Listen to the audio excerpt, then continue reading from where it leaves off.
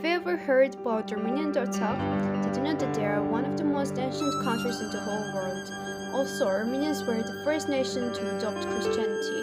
A religion, family life, and the traditions expressed in our culture have played a powerful role in helping Armenians around the world hold on to a strong sense of identity and heritage.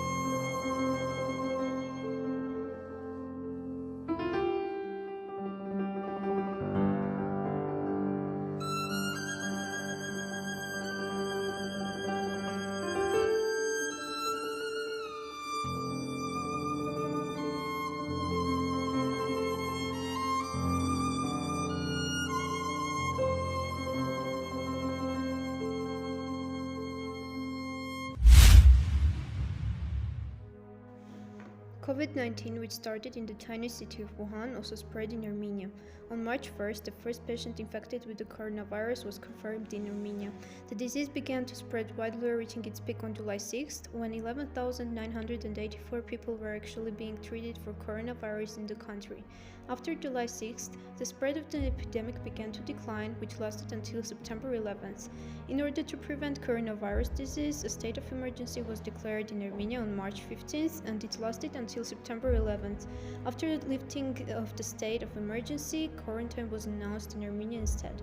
As of October 10th, 1,016 people had died of coronavirus in the country, with a total of 55,736 infected, 8,646 of those actually treated, and 45,771 of those treated. The 2020 Nagorno-Karabakh war was an armed conflict between Azerbaijan, supported by Turkey, and the self-proclaimed Republic of Artsakh, together with Armenia, in the disputed region of Nagorno-Karabakh and surrounding territories. Clashes began on the morning of 27th of September 2020 along the Nagorno-Karabakh line of contact, which had been established in the aftermath of the First Nagorno-Karabakh War from 1988 till 1994. In response, Armenia and Artsakh introduced martial law and total mobilization, while Azerbaijan introduced martial law, a curfew, and partial mobilization. Turkey provided military support to Azerbaijan, although the extent of this support has been disputed. Turkey's involvement is thought to have been an attempt to extend its sphere of influence, both by increasing the standing of Azerbaijan in the conflict and by marginalizing Russia's influence over it. The war was marked by the deployment of drones, sensors, long-range heavy artillery, and missile strikes, as well as by the state propaganda and the use of official social media accounts in online information warfare.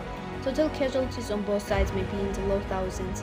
Numerous countries and the United Nations strongly condemned the fighting and called on both sides to de-escalate tensions and resume meaningful negotiations without delay. Three ceasefires brokered by Russia, France, and the United States failed to stop the fight.